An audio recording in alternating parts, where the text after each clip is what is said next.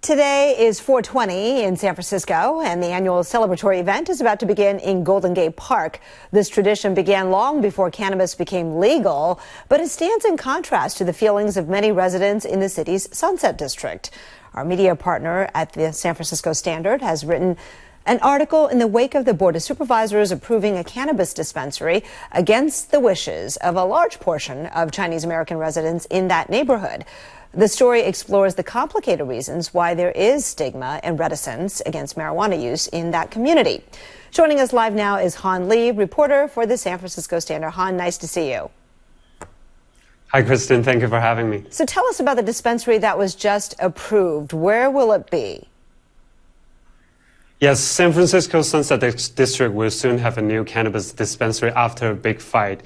So it's located on 18th Avenue and also Terraville Street. It's in the inner Sunset District. And what's more interesting here, it's actually within an Italian restaurant called Gold Mirror. Gold Mirror is a well-known decades-old Italian restaurant, and it decided to expand their business model to cannabis sale. I see. And as you mentioned, there were protests. There were a lot of people who showed up at a lot of meetings about this. Many residents opposed and made their feelings known. Here's one of the many protests. Keep the drugs away from children. Across the street, we have preschool, we have students, we have small kids that they should move to somewhere else. Tell me my voice is a good. So she raised a point about preschool and kids. What does the law say about dispensaries' proximity to where children congregate? Yes, one of the major concerns from all those protesters is dispensaries too close to children, right? And San Francisco's law prohibits cannabis dispensary to be too close to school. It has to be 600 feet away from school. But the school definition here does not include daycare center or early care center for kids, right? For the youngest kids. So that makes a lot of protests or parents upset here. I see. And, you know, of course, there are other residential neighborhoods. The Sunset's pretty residential, where there are also children, where you don't see as much opposition. I'd like to explore with you what are some of the reasons that cannabis use may be less accepted in the Chinese American community. Yeah, so that's a really good question. I've been covering about, the anti-cannabis movement in Chinese American community for years, since its legalization in 2018, right?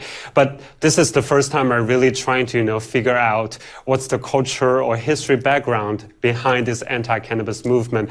And it's quite complex. It's a lot complicated than we think. So actually, cannabis has thousands of years in Chinese agriculture and literature, right? But in the agriculture part, it's more for industry use, and also in Chinese medicine, it also have records of using cannabis, but not like widely used. So why it's so stigmatized, right? Mm-hmm. So some events are like, the opium wars and also Chinese government's crackdown. And, naturally in Chinese language, cannabis, drug, opium, they're in a really negative tones if you speak Chinese, right? Like 毒品, 鸦片, or 大麻. So all this will just make cannabis really stigmatized in Chinese culture. Right. I mean, this photo, dating back to the 1900s, early on, end of the 1800s. You mentioned the opium wars when China as a country really kind of lost a lot of power and got carved up due to the influence of opium, that a lot of people got addicted to it, right? And so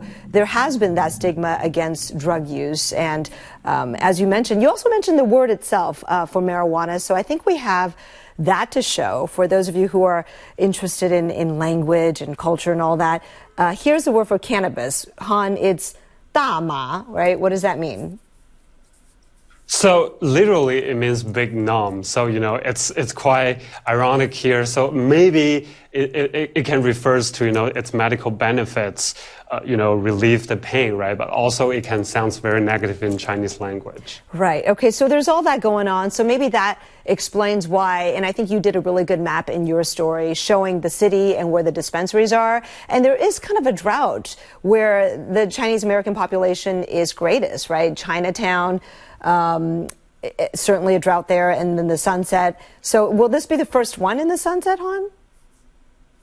Actually, in outer Sunset, there is cannabis dispensary, and in Chinatown there is a total ban of cannabis dispensary. So there's no cannabis dispensary in Chinatown at all. I see. So I wonder if you observe an attitude changing on marijuana, if there's any generational shifts in attitude. Yes, there is a very clear generational difference between, the older generation immigrants and the younger generation American-born Chinese American. So we did interview a few of Chinese American younger generation. They have a more open-minded attitude to cannabis, and a lot of them are actually in the cannabis cannabis industry. Maybe they're owning a cannabis dispensary, or partially own some of those stores, and they also want to just maybe help solve this problem with their older generation parents or grandma, or just kind of make some changes to the fear in the community. All right, Han Lee, really interesting exploration of the role of cannabis and how the attitudes have been evolving and shifting. Thank you so much. Really appreciate it.